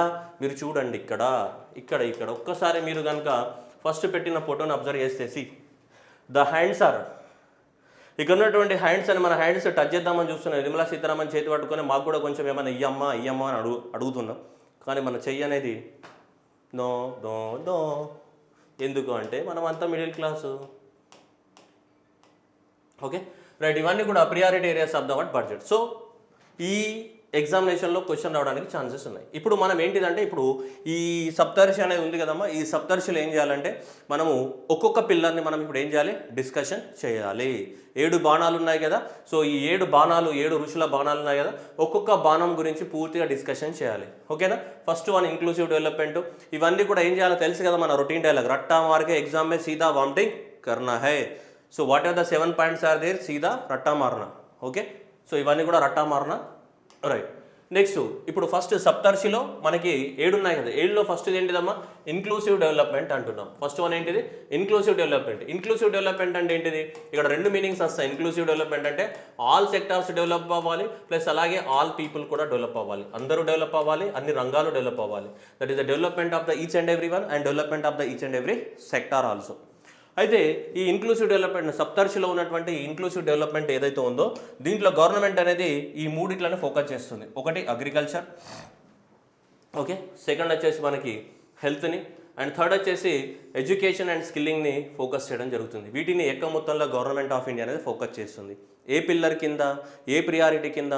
ఫస్ట్ ప్రియారిటీ కింద. ఫస్ట్ ప్రియారిటీ ఏంటిదమ్మా? ఫస్ట్ ప్రియారిటీ ఏంటిది? Inclusive development. Inclusive development. So ఈ ఇన్క్లూసివ్ డెవలప్మెంట్ కింద గవర్నమెంట్ అనేది అగ్రికల్చర్ని కానీ, హెల్త్ని కానీ, ఎడ్యుకేషన్ కానీ, స్కిల్లింగ్ని కానీ ఫోకస్ చేస్తుంది. మళ్ళీ చెప్తున్నా బుజ్జి బంగారాలు, ఒకసారి వినండి. ఇక్కడ 7 పిల్లర్లు ఉన్నాయా? 7 పిల్లర్లలో ఈ 7 పిల్లర్స్ అనేవి ప్రియారిటీ ఏరియాస్. ఈ 7 పిల్లర్స్లో ప్రియారిటీ ఏరియాస్లలో సో ఇప్పుడు ఇన్క్లూసివ్ డెవలప్మెంట్ గురించి మాట్లాడుతున్నాం మనం. ఓకే, ఈ ఇన్క్లూసివ్ డెవలప్మెంట్లో గవర్నమెంట్ అనేది దేనిపైన ఫోకస్ చేస్తుంది? What are the focus areas of the inclusive development అంటే, ఇప్పుడు గవర్నమెంట్ యొక్క ఫోకస్ ఏరియాస్ ఇవి. అగ్రికల్చర్ కానీ, హెల్త్ కానీ, ఎడ్యుకేషన్ కానీ, స్కిల్లింగ్ కానీ, ఇవి focus areas as a part of the what priority number 1. Priority number 1, 3 visions, 4 focus areas, 7 pillars. ఆ 7 పిల్లర్లలో మొదటి పిల్లర్ మాట్లాడుతున్నాం. ఆ మొదటి పిల్లర్లలో వేటికి ఇంపార్టెన్స్ ఇచ్చింది గవర్నమెంట్? అగ్రికల్చర్కి, హెల్త్కి, ఎడ్యుకేషన్ అండ్ స్కిల్లింగ్కి ఎక్కువ మొత్తంలో ఇంపార్టెన్స్ ఇచ్చింది. This is a part of the pillar number 1. What is the pillar number 1? Inclusive development, సమ్మిళిత అభివృద్ధి, inclusive development. Okay right. Next move on to, ఇందులో అగ్రికల్చర్లో ఏమేమి ఉందంటే ఇవన్నీ కూడా అగ్రికల్చర్కి సంబంధించిన ప్రపోజ్ చేయడం జరిగింది గవర్నమెంట్. ఏమంటున్నారు చూడండి, digital public infrastructure for agriculture. అగ్రికల్చర్కి సంబంధించి డిజిటల్ ఇన్ఫ్రాస్ట్రక్చర్ని డెవలప్మెంట్ చేయాలి. మామూలు ఇన్ఫ్రాస్ట్రక్చర్ కాదు, డిజిటల్ పబ్లిక్. అది కూడా అందరికి. ఇప్పుడు ఏపీఎస్ఆర్టీసీ, టీఎస్ఆర్టీసీ ఉన్నాయి, అది పబ్లిక్ ఇన్ఫ్రాస్ట్రక్చరా కాదా? ట్రాన్స్పోర్టేషన్కి సంబంధించి ఎవడైనా వాడుకోవచ్చు. అట్లాగే అగ్రికల్చర్కి సంబంధించి ఇన్ఫ్రాస్ట్రక్చర్ డెవలప్మెంట్ చేయాలంటే డిజిటల్ ఇన్ఫ్రాస్ట్రక్చర్ అది ఎవడైనా వాడుకోవడానికి ఏముండాలి? అందుబాటులో ఉండాలి. అర్థమవుతుందా? Okay right. Next one, so agriculture accelerated fund, స్టార్టప్స్ని ప్రమోట్ చేయడానికి కోసం. ఇవన్నిటి గురించి డీటెయిల్గా చెప్తాను నేను. ఫస్ట్ మీకు హెడ్డింగ్స్ కోసం అంటే మన మైండ్లో ఫస్ట్ ఫిక్స్ అవ్వాలి. 3 విజన్ పాయింట్స్, 4 ఫోకస్ ఏరియాస్, 7 టార్గెట్లు. ఆ 7 టార్గెట్లో ఫస్ట్ టార్గెట్ ఏంటి? Inclusive development. దాంట్లో ఏమున్నాయి? మళ్ళీ అగ్రికల్చర్ ఉంది, వెళ్తుంది, ఎడ్యుకేషన్ అండ్ స్కిల్లింగ్ ఉంది. దాంట్లో ఈ అగ్రికల్చర్ మీద ఈ ఫోకస్ అన్నీ పెట్టింది. ఎన్ని? యాక్సిలరేటర్ ఫండ్ పెడుతుందంట, కాటన్ యొక్క ప్రొడక్టివిటీని పెంచుతుందంట, Atmanirbhar horticultural clean plant programme అనేది ఒక లాంచ్ చేస్తున్నారు. ఇది ఎక్స్పెక్టెడ్ క్వశ్చన్ ఎగ్జామినేషన్లో. దాంతోపాటు global hub for the word Shri Anna millets, coarse grains ఉంటాయి కదా, వాటికి సంబంధించి agriculture credit and the fisheries and the cooperative societies, ఇవన్నిటిని కూడా డెవలప్మెంట్ చేస్తాము. These are all part of the word, all these are part of pillar number 1 and that too అగ్రికల్చర్లో. Next health సెక్టార్లో focus చేసిందని చెప్పాంలే. హెల్త్ సెక్టార్లో కొత్తగా 157 nursing కాలేజీలు పెడతామని, sickle cell anaemia elimination mission by the 2047, 2047 నాటికి భారతదేశంలో సికిల్ సెల్ ఎనిమియా ఉండకూడదంట. అండ్ మెడికల్ రీసెర్చ్ని ప్రమోట్ చేస్తుందంట, ఫార్మా ఇన్నోవేషన్ అంట, multi disciplinary course for the what medical devices అని చెప్పేసి ఇవి హెల్త్ సెక్టార్లో ఉన్నటువంటి టార్గెట్స్. ఏం చదువుతున్నామమ్మ? ఒక్కసారి అమ్మ బుజ్జి ఏం చదువుతున్నాం? పిల్లర్ నెంబర్ 1 ఏంటిది? అది ఇంక్లూజివ్ డెవలప్మెంట్. దాంట్లో ఏముంది? అగ్రికల్చర్, హెల్త్, ఎడ్యుకేషన్ ఉంది. అగ్రికల్చర్లో ఏమున్నాయమ్మా ఫోకస్ ఏరియాస్? ఇవి అగ్రికల్చర్లో ఉన్న ఫోకస్ ఏరియాస్. నెక్స్ట్ ఏముందమ్మా? హెల్త్లో ఉన్నటువంటి ఫోకస్ ఏరియాస్ ఇవి. ఓకేనా? నెక్స్ట్ థర్డ్ వచ్చేసి ఎడ్యుకేషన్ అండ్ స్కిల్స్ కదా, దీనికోసం teacher training and the national digital library for the what children's and adolescent అని చెప్పేసి నేషనల్ డిజిటల్ లైబ్రరీ అంటే ఆన్లైన్ లైబ్రరీస్ని, డిజిటల్ లైబ్రరీస్ అంటున్నాడు ఇక్కడ, ఆన్లైన్ లైబ్రరీస్ని కూడా ఎస్టాబ్లిష్మెంట్ చేస్తామని చెప్తుంది. వీటన్నిటి గురించి మాట్లాడాలి. ఓకేనా అమ్మ బుజ్జి బంగారాలు? ఓకేనా? ఇక్కడ చూడాలి మనం. ఇక్కడ మీరు కన్ఫ్యూజ్ అవుతారు, నాకు తెలుసు ఆల్రెడీ అందరు పైపైన చదువుతూ ఉంటారు. అగ్రికల్చర్ బడ్జెట్ అనేది ఎగ్జామినేషన్లో పైపైన క్వశ్చన్స్ రావట్లేదు, మూతి ముక్కు అన్నీ పగిలిపోతాయి ఎగ్జామ్లో సరిగ్గా చదవకపోతే మనకి. అప్పుడు ఏం తెలుస్తాయి? ఇక కన్నీళ్ళే ఉంటాయి ఎగ్జామినేషన్లో, ఏమి మిగిలిన. నువ్వు ఎగ్జామ్లో కన్నీళ్ళు పెట్టుకుంటే ఇక నీకు తాగడానికి కూడా నీళ్ళు ఉండవు బయటకు వచ్చినాక. ఓకేనా? అట్లాంటివన్నీ చేయొద్దామా, ముందు జాగ్రత్తగా ఉండాలి. సింపుల్గా ఈసారి బడ్జెట్ అనేది ఎక్కువ మార్కులు రాబోతున్నాయి, ఎందుకంటే కొత్తగా సిలబస్లో యాడ్ చేశారు కాబట్టి జాగ్రత్తగా ప్రతి పాయింట్ని క్షుణ్ణంగా విపులంగా నేర్చుకోవాలి. ఓకేనా? రైట్. మీకు అందుకోసమే క్లారిటీ కోసమే ఇవన్నీ కూడా మళ్ళీ కష్టపడి తయారు చేయడం జరిగింది. మామూలుగా చెప్పుకుంటే వెళ్ళిపోవచ్చు, కానీ ఎగ్జామినేషన్లో క్లారిటీ ఉండదు. క్లారిటీ లేకపోతే ఏమైతే కన్ఫ్యూజన్ అయితే ఏమైతే ఎగ్జామినేషన్లో ఉపేంద్ర సినిమా కనిపిస్తుంది, లాస్ట్ కింద ఓట్లిందా అనబడుతుంది కథం. రైట్. ఇప్పుడు మనము అగ్రికల్చర్ గురించి మాట్లాడుతున్నాం మనం. ఓకేనా?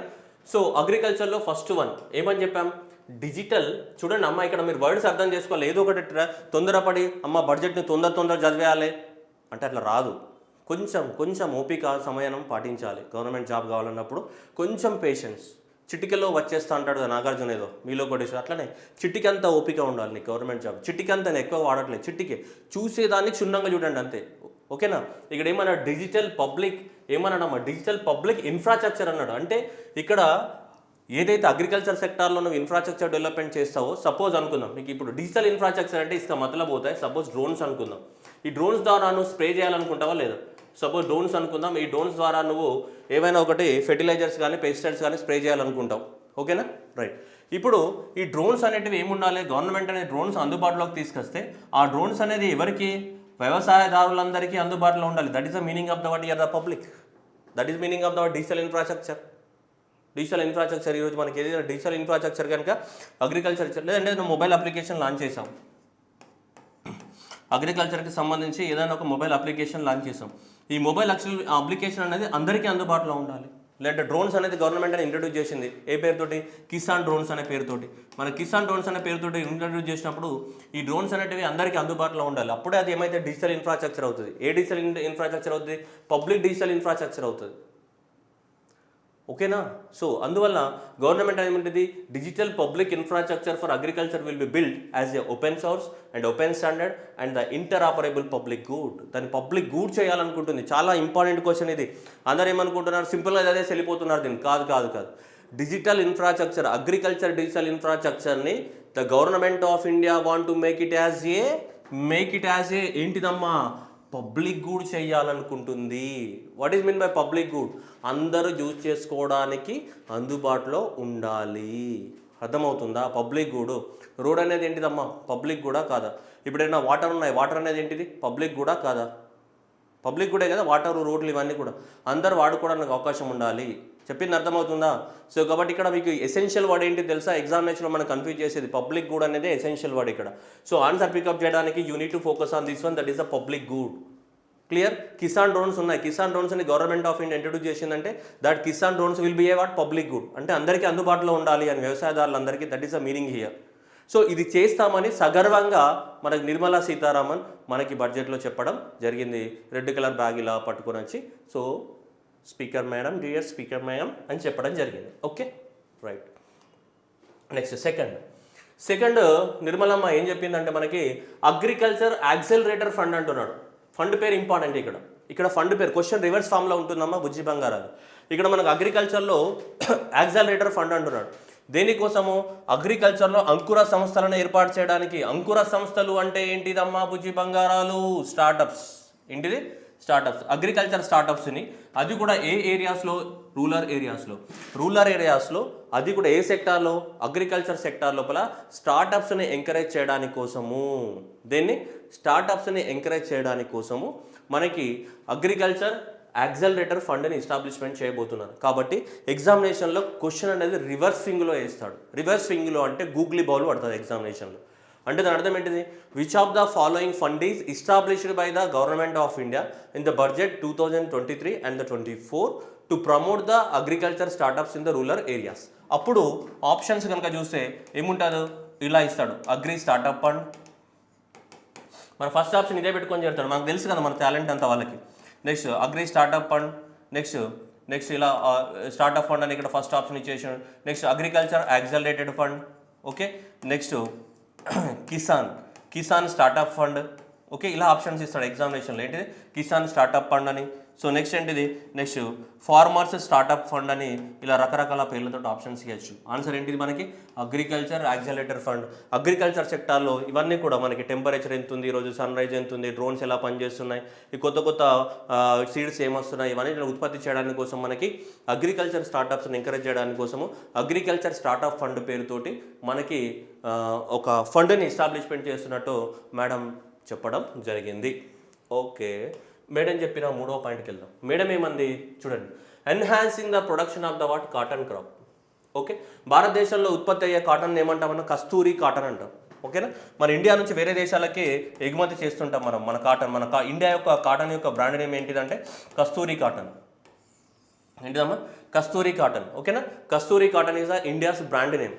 ఇవి ఏమంటున్నాడు చూడండి, ఎక్స్ట్రా లాంగ్ స్టేపుల్ కాటన్ అంటున్నాడు. ఓకే, సో ఇందులో మనకి షార్ట్ స్టేపుల్ కాటన్ ఉంటుంది, లాంగ్ టేపుల్ కాటన్. పింజ్ అంటాం కదా, ఇక్కడ ఇది ఉంది కదమ్మా, ఇది ఉందా లేదా? దీన్ని ఏమంటాం? బౌల్ పికప్ చేస్తుంటాం. ఇది దూది పింజ అంటాం కదా. ఈ పింజ ఏదైతే ఉందో, సో ఈ పింజ అనేది పెద్దగా ఉండాలి. ఈ దూది పింజ, సో ఈ దూది ఏదైతే ఉందో ఇది పెద్దగా ఉండాలి. పెద్దగా ఉంటే ఏమవుతుందంటే మనం ఈజీగా పికప్ చేయడానికి అవకాశం ఉంది. చిన్న ఉందనుకోండి, అది పికప్ చేయలేము మనం చేతులతోటి కదా. ఇవన్నీ we need to pick up the what cotton bowls, చేతితోటి పికప్ చేయాలి. అప్పుడు ఏమవుతుందంటే సగం కాటన్ అందులోనే ఉండిపోతుంది చిన్నగా ఉంటే. అందుకే లాంగ్ స్టేబుల్ కాటన్ ఉందనుకోండి, ఈజీగా ఏం చేయొచ్చు? టక్కామని లాగేయచ్చు. ఎలా అమ్మా? ఇలా ఈజీగా టక్కుమని లాగేయచ్చు. అందుకోసం లాంగ్ స్టేపుల్ కాటన్ని మనం ప్రమోట్ చేయాలి. లాంగ్ స్టేపుల్ కాటన్ని మనం ప్రమోట్ చేయాల్సిన అవసరం ఉంది. అందుకోసమే లాంగ్ స్టేపుల్ కాటన్ని ప్రమోట్ చేయడానికి కోసమే గవర్నమెంట్ అనేది పబ్లిక్ ప్రైవేట్ పార్ట్నర్షిప్ లోపల ఒక ప్రాజెక్ట్ని స్టార్ట్ చేస్తామని చెప్పేసి బడ్జెట్ని అనౌన్స్మెంట్ చేయడం జరిగింది. టు ఎన్హాన్స్ ద ఏమంటున్నాడు? ప్రొడక్టివిటీ అంటున్నాడు. టు ఎన్హాన్స్ ద ఏమన్నాడమ్మా? ప్రొడక్టివిటీ. క్యా మతలబ్ హై బేటా? ప్రొడక్టివిటీ అంటే ఏంటిదమ్మా? Kgs, number of the kgs per acre. ఒక ఎకరానికి ఎక్కువ మొత్తంలో పంట పండే విధంగా దానికి సంబంధించి వీళ్ళు అడాప్ట్ ఏమన్నాడు? Cluster based and value chain approach to the public private partnership. Cluster based అంటే కొన్ని వేల ఎకరాలను ఒక దగ్గర సెలెక్ట్ చేసి ఆ సెలెక్ట్ చేసిన ఏరియాస్ లోపల రీసెర్చ్ని ప్రమోట్ చేస్తారు. అది కూడా ప్రైవేట్ వాళ్ళ సహాయం తీసుకొని దేన్ని డెవలప్మెంట్ చేయడానికి? ఈ లాంగ్ స్టేపుల్ కాటన్ ఏదైతే ఉందో ఈ లాంగ్ స్టేపుల్ కాటన్ని డెవలప్మెంట్ చేయడానికి కోసము. మీ అందరికీ తెలుసు, that is the largest area cultivated by Maharashtra and largest producer also Maharashtra with respect to the what cotton cultivation and the black soils are suitable for the what cotton cultivation. Next ఏమన్నాడు? ఆత్మనిర్భర్ అన్నాడు. ఆత్మనిర్భర్ అంట. ఎవరు నిర్భరో, ఎక్కడ నిర్భరో, ఎందుకు నిర్భరో? అయ్యయ్యో, ఆత్మనిర్భర్ కా మతలబ్ హోతా హై బేటా self Reliance. అంటే మన కాళ్ళ మీద మనం ఏం చేయాలి? నిలబడాలి. సో పక్కన మీద డిపెండ్ అవ్వకుండా, సో మన కాళ్ళ మీద మనం నిలబడ్డాన్ని మనం ఏమంటామమ్మా? ఆత్మనిర్భర్ భారత్ అని చెప్తుంటాం. ఆత్మనిర్భర్ భారత్, మన కాళ్ళ మీద మనం నిలబడాలి, దాన్ని ఏమంటాం మనం? ఆత్మనిర్భర్ భారత్ అంటాం. సో ఆత్మనిర్భర్ ఏమంటున్నాడు? మళ్ళీ హార్టికల్చర్ అన్నాడు. పూల తోటలు హార్టికల్చర్ అని చెప్తున్నాడు కదా. పూల తోటలు కాదమ్మా, రాఘవేంద్ర సాగు పూలు పండ్లు కాదు, ఇక్కడ ఓన్లీ పండ్లే. పూలు రాఘవేంద్రరావు దగ్గర నుంచి వదిలేద్దాం, మనం పండ్లు వాడుకుందాం. ఓకేనా? హార్టికల్చర్ అంటే ఇక్కడ ఏంటి? మనకి ఫ్రూట్స్. సో హార్టికల్చర్ అంటే ఏంటిది? ఫ్రూట్స్. ఈ ఫ్రూట్స్ యొక్క కల్టివేషన్ కోసం మనకు చేయాలంటే మనము పళ్ళ తోటల పెంపకాన్ని చేయాలంటే ఫస్ట్ ఏం చేస్తామమ్మా? చిన్న మొక్క తీసుకొచ్చి ఆ మొక్క కింద మట్టి తోవి మూరెడు మట్టి తీసి అలా వేస్తాం. ఆ చెట్టుని మనలాగానే అది కూడా మనం కూడా చిన్నప్పటి నుంచి మన అమ్మ ఎలా పెంచుతుందో ఆ మొక్కను కూడా జాగ్రత్తగా పెంచుకుంటూ పోతే పెద్ద అయినాక పండ్లు ఫలాలను ఇస్తుంది. కానీ ఆ మొక్కకి మధ్యలో రోగం వచ్చింది దానికి ఏమైపోతుంది? దాని జీవితం అన్నాడు నోటింత మన్ను పడుతుంది. అందుకోసం మొక్క పెరగాలి, అది పెద్ద అయినాక మనకి ఆశించినటువంటి ప్రతిఫలాలను ఇవ్వాలి అని అనుకుంటే, ఫలితాలను ఇవ్వాలని అనుకుంటే డిసీజ్ ఫ్రీ ప్లాంటేషన్స్ అనేటివి ఉండాలి. ఆ డిసీజ్ ఫ్రీ ప్లాంటేషన్స్ ఉండడానికి కోసమే మనకి మిషన్ని తీసుకురావడం జరిగింది. అమ్మ బుజ్జి బంగారాలు ఎగ్జామ్లో ఎక్కడ మిస్టేక్ చేస్తాం తెలుసా? ఇక్కడ మిస్టేక్ చేస్తావు. ఎక్కడ మిస్టేక్ చేస్తావు అంటే చూడండి ఒకసారి, ఇక్కడ చూడాలమ్మ. చాటింగ్ మళ్ళీ చేసుకుందాము. అమ్మ బుజ్జి బంగారాలు చాటింగ్ మళ్ళీ చేయండి. ఇక్కడ చూడండి ఒక్కసారి నా కోసం ఏమన్నా క్లీన్ ప్లాంట్ ప్రోగ్రామ్స్ అన్నామా లేదా? ఇక్కడ ఈ క్లీన్ ప్లాంట్ ప్రోగ్రామ్స్ అంటే ఫారెస్ట్ ఏరియాను పెంచడానికి కోసం అని క్వశ్చన్ ఇచ్చేదానికి ఎగ్జామినేషన్లో అమ్మ కరెక్ట్ ఆన్సర్ తక్కువ కొట్టేసేస్తావు. నీ లోపల ఉన్నటువంటి నీ హార్ట్ బీట్ 72 నుంచి 82కి భల్లంటుంది పై. అలా చేయకండి. ప్లాంటేషన్ ప్రోగ్రామ్ అంటే నీకు ఒకటే పోతుంది మైండ్లోకి ఫారెస్ట్ ఏరియా అని. ఫారెస్ట్లోనే మొక్కలు ఉంటాయి కదా, వేరే మొక్కలే లేవా భూమి మీద? ఫారెస్ట్లోనే మొక్కలు ఉంటాయి అమ్మ. ఎంతంటే కొన్నిసార్లు మనకి the common sense is not they common అనే ఒక వర్డ్ ఉంటుంది కదా, ఇది అట్లాంటిదే. కామన్ సెన్స్ అనేది ఎగ్జామ్లో కొన్నిసార్లు వర్కౌట్ అవుతుంది, గడ్డి తింటుంది అది. సో కాబట్టి సొల్లెక్కువైంది కదా, రైట్. ఎనీవే ఏంటంటే రైట్ హార్టికల్చర్. సో కాబట్టి ఏమంటున్నాడు? అవైలబిలిటీ ఆఫ్ ద ఏమంటున్నాడు? Disease free. చూడండి, డిసీజ్ ఫ్రీ అండ్ నెక్స్ట్ ఏమంటాడు? Quality planting material for the high value. చూడండి, హై వాల్యూ ఏమంటున్నాడు? హార్టికల్చరల్ క్రాప్స్ కన్నాడు. ఫారెస్ట్ ఏరియాని పెంచడానికి కోసము, పూల తోటల్ని పెంచడానికి కోసము కాదు, పండ్ల తోటలు రాఘవేంద్ర రావు సినిమాలు తెలుసు కదా, రైట్, పండ్ల తోటల కోసం. So that is the availability of the disease free quality planting material for the horticulture. So దీనికోసం గవర్నమెంట్ అనేది 2200 కోట్లతోటి మనకి Atmanirbhar Bharat so that is a horticulture clean plant programme అనేది పెట్టడం జరిగింది. క్లియరా? Disease free and quality material ఎంత? 2200 కోట్లతోటి పెట్టడం జరిగింది. ఇది మోస్ట్ ఎక్స్పెక్టెడ్ క్వశ్చన్ కూడా. ఓకే, ఈ బడ్జెట్లో ప్రపోజ్ చేసిన దాంట్లో అర్థమవుతుందా అమ్మ? బుజ్జి చిన్న కన్న బంగారాలు అందరికీ ఓకే. నెక్స్ట్ వచ్చింది ఇక మేడం ఏమో చెప్తుంది ఇక, శ్రీ అన్నం తినాలంటే ఏ అన్నం తింటావు? అన్నం తినడానికి ఎడుతున్నావు. శ్రీ అన్న అంటే ఏమని చెప్తుంది? ఇండియా షుడ్ బి, భారతదేశం అనేది నా మాతృభూమి, భారతీయులందరూ నా సోదరుమణులు అని ఎప్పుడో చిన్నప్పుడు చదువుకున్నాం కదా, దానికోసం ఏమంటుంది? Global hub for the millets అవ్వాలంట. శ్రీ అన్న అంటే ఈ మిల్లెట్స్, ఇగో జవార్ కానీ, రాగి కానీ, బాజ్రా కానీ, సజ్జలు కానీ, కొర్రమీను కానీ, ఈ అన్నీ ఏవైతే ఉన్నాయో అవన్నీ కూడా. కొర్రమీను అంటే చేపనేమో. Okay right. ఇంకోటి చూడండి, జవార్ కానీ, రాగి కానీ, బాజ్రా కానీ, కుట్టు అంట, రామ్దానా కానీ అండ్ కాంగిని కానీ, కుట్కీ కానీ, కోడో కానీ, చీనా కానీ, సామాలు కానీ, ఇవన్నిట్లో ఏమంటాం మనం? మిల్లెట్స్ అంటాం. ఏమంటామమ్మా? MILLET, మిల్లెట్స్, చిరుధాన్యాలు అంటాం, మిల్లెట్స్ అంటాం. ఓకేనా? లేదంటే వీటిని ఏమంటాం? కోర్స్ సిరియల్స్ అని కూడా అంటాం. మిల్లెట్స్ అంటాం, లేదంటే కోర్స్ సిరియల్స్ అంటాం, లేదంటే వీటిని గవర్నమెంట్ అనేది న్యూట్రీ సిరియల్స్ అని కూడా అంటుంది. కోర్స్ సిరియల్స్ అంటే గరుకుగా ఉంటాయి, ఈ పోరగాలు ఎవరు తినడని చెప్పేసి గవర్నమెంట్ ఏం చేసిందంటే పేరు మార్చింది వీటిని. కోర్స్ సిరియల్స్ అనకూడదు, న్యూట్రీ సిరియల్స్ అనాలని చెప్పేసి గవర్నమెంట్ అనేది పేరు మార్చడం జరిగింది. వీటిని 3 రకాల పేర్లతో పిలుస్తాం. వీటిని మిల్లెట్స్ అని పిలుస్తాం, లేదంటే కోర్స్ సిరియల్స్ అంటాం, లేదంటే న్యూట్రీ సిరియల్స్ అంటాం. వీటి యొక్క ఉత్పత్తిని పెంచాలి. అలాగే మనకి యునైటెడ్ నేషన్స్ జనరల్ అసెంబ్లీ 2023 సంవత్సరాన్ని సో ఏం చేసింది? మనకి యునైటెడ్ నేషన్స్ జనరల్ అసెంబ్లీ అనేది 2023 సంవత్సరాన్ని మనకి ఇంటర్నేషనల్ ఇయర్ ఆఫ్ ద మిల్లెట్స్గా కూడా డిక్లేర్ చేయడం జరిగింది.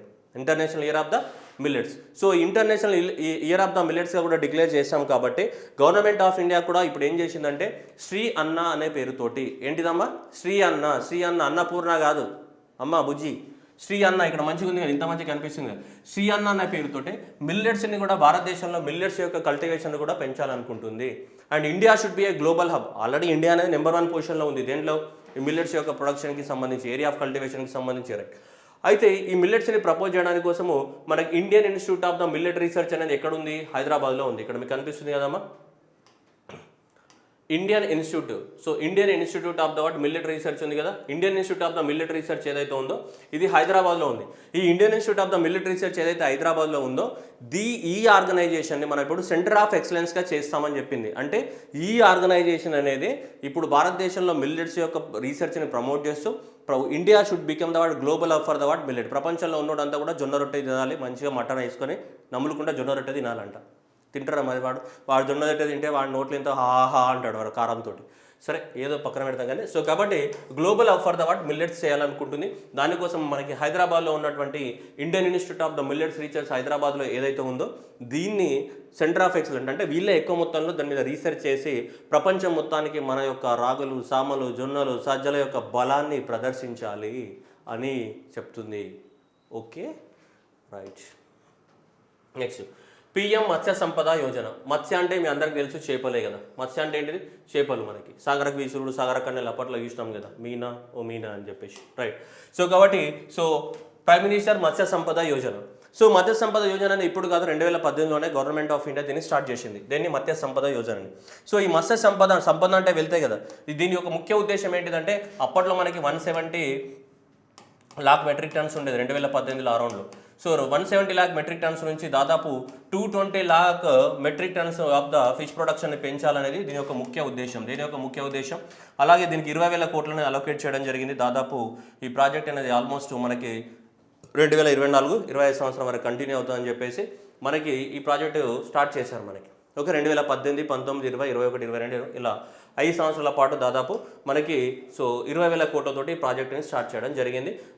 చేపల ఉత్పత్తి అనేది 220 లాక్ మెట్రిక్ టన్స్ యొక్క చేపల ఉత్పత్తిని పెంచాలని చెప్పేసి ఈ ప్రాజెక్టుని స్టార్ట్ చేస్తాం మనం 2018 ఎండింగ్లో స్టార్ట్ చేయడం జరిగింది. అయితే ఇప్పుడు ఈ ప్రాజెక్టుకి ఇంకా అడిషనల్గా ఇంకా 6,000 కోట్లు అలొకేట్ చేసింది. దేనికి? ఈ చేపల ఉత్పత్తిని పెంచడానికి కోసం. దేని కింద? ప్రధానమంత్రి మత్స్య సంపద యోజన కింద ఓల్డ్ స్కీమే. ఈ ఓల్డ్ స్కీమ్కి ఇంకా ఎక్స్ట్రాగా 6,000 కోట్లని అడిషనల్గా మనకి గవర్నమెంట్ అనేది యాడ్ చేయడం జరిగింది. And targeted incentive of the what 6,000 crores is further enabled activities of the fishermen, fish vendors కానీ అండ్ మైక్రో స్మాల్ ఎంటర్ప్రైజెస్ కానీ to improve the value chain కానీ ఎక్స్పాండ్ ద వాట్ మార్కెట్ కానీ ఇవన్నిటిని promote చేయడానికి కోసము మనకి ఈ ప్రధానమంత్రి మత్స్య సంపద యోజన స్కీమ్ ఏదైతే ఉందో దానికి అండ్ అడిషనల్గా 6,000 కోట్లని అలొకేట్ చేయడం అనేది గవర్నమెంట్ అనేది చేయడం జరిగింది. నెక్స్ట్ కోఆపరేషన్ అంటే ఏంటి? మన కోఆపరేటివ్ సొసైటీస్ ఉంటాయి మనకి. పల్లెటూళ్ళలో పోతే నువ్వు మీ ఊర్లో పోతావు అనుకోండి, అప్పుడప్పుడు మీ ఊర్లో పొరపాటున అట్లా గల్లీల పొంట తిరుగుతున్నావు అనుకోండి, మా గల్లీలో ఒక పోరాడు ఎప్పుడు నన్ను చూస్తున్న పాట ఉంటుంది కదా, అట్లా గల్లీలోనే తిరుగుకుంటూ పోయినావు అనుకో, ఆ గల్లీలోనే చూసుకుంటూ పోతే అప్పుడప్పుడు మనకి అక్కడ ప్యాక్స్ అని కనిపిస్తాయి. మన ప్రాథమిక వ్యవసాయ సహకార సంఘాలని బోర్డు కనిపిస్తాయి. పల్లెటూళ్ళు ఉన్న వాళ్ళందరికీ తెలుసు. ప్రాథమిక వ్యవసాయ సహకార సంఘాలు ఇసుక మతలబ్ హోతా హై a primary agriculture credit societies, primary agriculture cooperative societies అని అంటాం, లేదంటే క్రెడిట్ సొసైటీలు అంటాం. Primary agriculture cooperative societies main అయితే అది. So primary agriculture cooperative societies వాటిని ఏమంటాం మనం? ప్యాక్స్ అంటాం. సో ఈ భారతదేశంలో ఈ పల్లెటూళ్ళల్లో లోన్స్ ఇస్తూ ఉంటారు. అవన్నీ లోన్స్ అనేది కంప్యూటరైజేషన్ లేవు. ఇవి మరి ప్యాక్స్ అనేటివి ఏంటివి? ఈ ప్యాక్స్ అనేటివి ఒక voluntary group of the farmers. Primary agriculture cooperative societies అనేటివి ఏంటి? Voluntary group of the farmers. ఒక 10 మంది 20 మంది ఫార్మర్స్ కలిపి మన గ్రూప్ పెట్టుకుంటారు. ఊర్లో అందరూ ఫార్మర్స్ ఉంటారు కదా, ఊళ్ళందరూ ఆటోమేటిక్గా దాంట్లో ఏమవుతారు? మెంబర్స్ అవుతారు. అలా ప్రతి ఊరికి ఏమున్నాయి మనకి?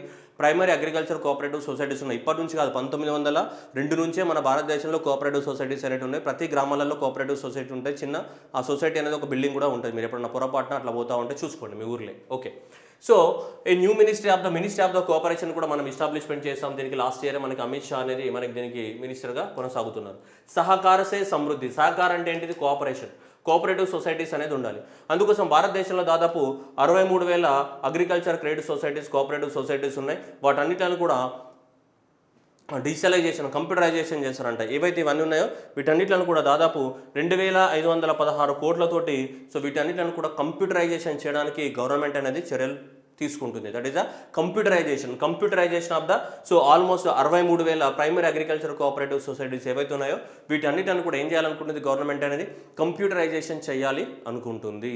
That is the computerization. Clear right. So ఇవన్నీ కూడా మనకి గవర్నమెంట్ ఆఫ్ ఇండియా దేంట్లో చెప్పింది అమ్మ అంటే okay. Next the government will also facilitate the what setting up of the large number of multipurpose cooperative societies in the next upcoming 5 years. రాబోయే 5 సంవత్సరాలలో ప్రతి గ్రామాలలో ప్రతి పల్లెటూళ్ళల్లో కూడా సో మనకి ఇంకా ఎక్కువ మొత్తంలో కోఆపరేటివ్ సొసైటీని ఎస్టాబ్లిష్మెంట్ చేయడానికి కోసం కూడా మేము చర్యలు తీసుకుంటామని గవర్నమెంట్ ఆఫ్ ఇండియా అనేది క్లియర్గా చెప్పకనే చెబుతున్నది. ఓకే. ఇవన్నీ కూడా మన బుజ్జి బంగారాలు ఇవన్నీ మనం ఎందులో చదివాము ఒక్కసారి గుర్తు తెచ్చుకోండి. ఒక్కసారి అంటే మీరు ఆల్రెడీ ఇప్పటిదాకా ఏ లోకంలో ఉన్నారో నాకు తెలియదు కదా, చాటింగ్లో ఉన్నారా, దిక్కులు చూస్తున్నావా, ఇక్కడ బిల్డింగ్ మీద కూర్చున్నావా, తెలియదు కదా. అందుకని చెప్పేసి ఇప్పుడు ఒక్కసారి చూద్దాం. డిజిటల్ ఇన్ఫ్రాస్ట్రక్చర్ కానీ, అగ్రికల్చర్ యాక్సిలరేటర్ ఫండ్ వేటికమ్మా స్టార్టప్స్ కానీ, లాంగ్ స్టేబుల్ కాటన్ యొక్క పింజ యొక్క దాని మీద రీసెర్చ్ చేయాలని, ఇది హార్టికల్చర్ రాఘవేంద్రరావు పండ్ల తోటల కోసం హార్టికల్చర్, మనకేంటి గ్లోబల్ ఆఫర్ ద వాట్ మిల్లెట్స్కి శ్రీ అన్న అని చెప్పేసాం మనం. Agriculture credit, so agriculture credit అనేది మనం 20 లక్షల కోట్లకు పెంచడం జరిగింది. మీకు ఫిషరీస్ కోసం మత్స్య సంపద యోజనని, కోఆపరేటివ్ 6,300 కోఆపరేటివ్ సొసైటీస్ ఏవైతే ఉన్నాయో వాటన్నిటిలో ఏం చేయాలి మనం డిజిటలైజేషన్ చేయాలి. వాటి కోసం ఇవన్నీ చదివాం మనం. క్లియర్ కదమ్మా? ఓకే, అందరు క్లియర్ కదమ్మా? అమ్మా రైట్. నెక్స్ట్ అగ్రికల్చర్ క్రెడిట్, ఇది మిస్ అయినట్టు. అగ్రికల్చర్ క్రెడిట్ అని అగ్రికల్చర్కి ఫార్మర్స్కి లోన్స్ ఇస్తాం కదా, ఆ ఫార్మర్స్కి లోన్స్ ఇచ్చేది ఈ సంవత్సరం ఎంతకి 20 లక్షల కోట్ల లోన్ ఇవ్వాలని చెప్పేసి బ్యాంకుల ద్వారా లోన్ ఇస్తాం కదా, బ్యాంకుల ద్వారా లోన్ ఇస్తాం కదా, వాటిని మనం ఏమంటాం క్రాప్ లోన్స్ అని చెప్తుంటాం. ఈ క్రాప్ లోన్స్ని దాదాపు 20 లక్షల కోట్ల మనకి క్రాప్ లోన్స్ని పెంచాలని గవర్నమెంట్ అనేది డిసైడ్ అయింది. ఎంత? 20 లక్షల కోట్ల. ఏంటిది మనకి క్రాప్ లోన్స్. క్రాప్ లోన్స్ ఎంత? 20 లక్షల కోట్ల క్రాప్ లోన్స్ని మన గవర్నమెంట్ అనేది మనకు ఇస్తామని చెప్పేసి టార్గెట్ పెట్టుకోవడం అనేది జరిగింది. ఓకే, ఇవన్నీ కూడా అగ్రికల్చర్లో పార్ట్. నెక్స్ట్ అగ్రికల్చర్ తర్వాత ఏముందమ్మా? హెల్త్. ఓకేనా, ఎందుకంటే ఇంక్లూసివ్ డెవలప్మెంట్ మాట్లాడుతున్నాం కదా. ఇంక్లూసివ్ డెవలప్మెంట్లో అగ్రికల్చర్ తర్వాత ఏముంది? హెల్త్. ఈ హెల్త్లో ఫస్ట్ ఏమన్నాడంటే sickle cell anaemia elimination mission by 2047. భారతదేశంలో 2047 నాటికి ఈ సికిల్ సెల్ ఎనిమియా అనేది ఉండకూడదు అని చెప్తున్నాడు. ఓకే, సికిల్ అంటే కొడవలియే కదా. మామూలుగా ఇవన్నీ కూడా బైకాన్కేవ్ షేప్లో ఉంటాయి, ఏవి RBC. Okay, so sickle cell anaemia అనేది వేటికి వస్తుంది? జనరల్గా ఏ బ్లడ్ సెల్స్కి వస్తుందమ్మా? రెడ్ బ్లడ్ సెల్స్కి, ఆర్బీసీకి వస్తుంటుంది. ఇక్కడ మీకు అన్ని ఆర్బీసీ కనిపిస్తున్నాయి. ఇవన్నీ కూడా ఏ షేప్లో ఉంటాయి మనకి? బైకాన్కేవ్. సో ఇవన్నీ కూడా జనరల్గా సో ఇలా బైకాన్కేవ్ షేప్లో ఉన్నాయి ఇవన్నీ కూడా. అలా బైకాన్కేవ్ షేప్లో ఉన్నటువంటి ఏవైతే ఆర్బీసీ రెడ్ బ్లడ్ సెల్స్ ఉన్నాయో ఈ రెడ్ బ్లడ్ సెల్ ఏమైతాయి అంటే సాగుతాయి అనమాట. ఇలా అంటే ఎక్స్పాండ్ అవుతాయి. ఎక్స్పాండ్ అయిపోయి ఇలా కొడవలి లాగా తయారవుతాయి. సో ఇగో ఇలా సెయ్యర్ ఇక్కడ ఇలా ఉంది కదమ్మా, ఇలా కొడవలిలాగా సాగిపోతుంది. మామూలుగా అయితే ఇలా బైకాన్కేవ్ షేప్లో ఉన్నాయి కదా, బైకాన్కేవ్ షేప్లో ఉన్నటువంటి అన్ని సికిల్ కొడవలి షేప్లోకి మారిపోతుండే మన సికిల్ సెల్ ఎనిమియా అంటే అట్లా. సో ఇలా సికిల్ షేప్లోకి మనకి ఇలా ట్రాన్స్ఫర్మేషన్ జరుగుతూ ఉంటాయి. సో ఇలా మన కొడవలి ఆకారంలోకి మారిపోయినటువంటి ఆర్బీసీ ఏవైతే ఉంటాయో, కొడవలి ఆకారంలోకి మారిపోయిన ఆర్బీసీ ఏవైతే ఉంటాయో వాటిని మనం ఏమంటామమ్మా? సికిల్ సెల్ ఎనిమియా అని చెప్తుంటాం. సికిల్ సెల్ ఆర్బీసీస్ అంటుంటాం. ఇది ఎక్కువ మొత్తంలో భారతదేశంలో దాదాపు ట్రైబల్ పీపుల్లోనే వస్తుంది. ట్రైబల్ పీపుల్లో రావడానికి రీజన్ ఏంటిదంటే వాళ్ళ లోపల ఎనిమియా అనేది ఎక్కువ మొత్తంలో ఉండడం, అది జెనెటిక్ డిసార్డర్ కూడా ఒక టైప్. సో కాబట్టి ఎక్కువ మొత్తంలో సికిల్ సెల్ ఎనిమియా అనేది జెనెటికల్గా వస్తూ ఉంది. సో అది ఎక్కువ మొత్తంలో ట్రైబల్ పీపుల్లో ఉంటుంది. వాళ్ళు ఇది ఎవరైతే ఈ సికిల్ సెల్ ఎనిమియాతో సఫర్ అవుతున్నారో వాళ్ళు ఎక్కువ రోజులు మనకి బ్రతకడానికి అవకాశాలు లేవు. అందువల్ల భారతదేశంలో ఉన్నటువంటి ఈ ట్రైబల్స్ ఎవరైతే ఉన్నారో వాళ్ళందరికీ కూడా స్క్రీనింగ్ టెస్ట్ చేసి అసలు భారతదేశంలో ఎంతమందికి సికిల్ సెల్ ఎనిమియా ఉంది, దానికోసం నివారించడానికి కోసం మనం ఏం చేయొచ్చు అనే దాని మీద గవర్నమెంట్ అనేది ప్రత్యేకంగా ఫోకస్ చేయడం జరిగింది. దాంతో జపాన్ తోటి అగ్రిమెంట్ కూడా రాసుకున్నాం మనం ఫ్యూ ఇయర్స్ బ్యాక్. అది దాదాపు 4 సంవత్సరాల క్రితమే జపాన్ తోటి మనకి అగ్రిమెంట్ రాసుకుంది government of India. Japan and India కలిసి సికిల్ సెల్ ఎనిమియా మీద రీసెర్చ్ చేయడం అనేది జరుగుతుంది. ఆల్రెడీ లాస్ట్ 4 ఇయర్స్ నుంచి జరుగుతుంది సికిల్ సెల్ ఎనిమియాని ఎలా నివారించాలి. కానీ ప్రత్యేకంగా ఈ బడ్జెట్లో గవర్నమెంట్ అనేది దీని మీద స్ట్రెస్ చేయడం జరిగింది. దేనిపైన? Sickle cell anaemia elimination mission by the 2047. మరి ఈ సికిల్ సెల్ ఎనిమియా వల్ల పీపుల్ అనేవాళ్ళు వాళ్ళ యొక్క ఆక్సిజన్ క్యారింగ్ కెపాసిటీ తగ్గిపోయి ఎక్కువ రోజులు బ్రతకరు. ఎక్కువ మొత్తంలో ట్రైబల్ పీపుల్లో ఇండియాలో ఎఫెక్ట్ అవుతుంది ఇది. అది చూద్దాం. ఇప్పుడు गवर्नमेंट ऑफ इंडिया ने क्या बोला, बजट में क्या बोला, मैडम सीतारामन ने क्या बोला, देखो इधर universal screening of the what, universal screening of the what 7 crores of the people. భారతదేశంలో ఉన్నటువంటి 7 కోట్ల మంది. 7 కోట్ల మంది ట్రైబల్ పీపుల్. సో ఎవరైతే ట్రైబ్స్ ఉన్నారో మనకి ఈ 7 ట్రైబ్స్ ఎవరైతే ఉన్నారో వాళ్ళకి సంబంధించి. So who are in the age group of the what 0 to 40 years. 0 to 40 years ఉన్నటువంటి ట్రైబల్ గ్రూప్స్ ఎవరైతే ఉన్నారో, ఎవరైతే ఈ ఎఫెక్టెడ్ ట్రైబ్స్ ఉన్నారో వాళ్ళందరిలోకి ఏంటిది కౌన్సిలింగ్ ద్వారా కానీ అవేర్నెస్ని క్రియేట్ చేస్తూ భారతదేశంలో 2047 నాటికి సో కంప్లీట్గా దీన్ని ఎలిమినేట్ చేయాలని చెప్పేసి గవర్నమెంట్ అని టార్గెట్ పెట్టుకుంది. దేన్ని ఎలిమినేట్ చేయాలని చెప్పేసి సికిల్ సెల్ ఎనిమియా ఏదైతే ఉందో ఈ సికిల్ సెల్ ఎనిమియాను పూర్తిగా ఎలిమినేట్ చేయాలి భారతదేశం నుంచి అని చెప్పేసి ప్రత్యేకంగా టార్గెట్ పెట్టుకుంది. This is the most expected question. Okay right. Next one, nursing colleges. Already మనకి 2014 నుంచి 2022 డిసెంబర్ వరకు భారతదేశంలో దాదాపు మనకి 157 మెడికల్ కాలేజీలు పెట్టడం జరిగింది. ఎంత?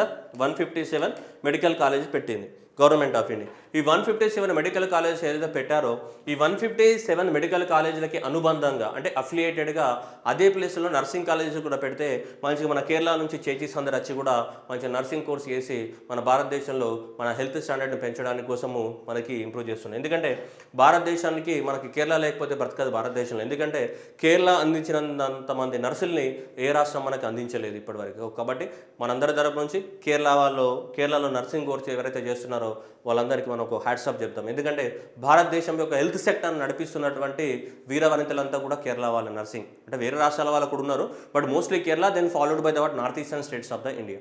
అందుకని ఈ నర్సింగ్ సెక్టార్ని ప్రమోట్ చేయడానికి కోసం గవర్నమెంట్ ఆఫ్ ఇండియా కొత్తగా 157 నర్సింగ్ కాలేజెస్ని ఇస్టాబ్లిష్మెంట్ చేస్తామని చెప్తుంది. ఎక్కడ ఆల్రెడీ 157 మెడికల్ కాలేజెస్ ఎక్కడైతే ఉన్నాయో దానికి అఫిలియేటెడ్గా అదే ప్లేస్లలో కొత్తగా 157 మనకి నర్సింగ్ కాలేజెస్ని కూడా పెడతామని చెప్తుంది మళ్ళీ. ఓకేనా?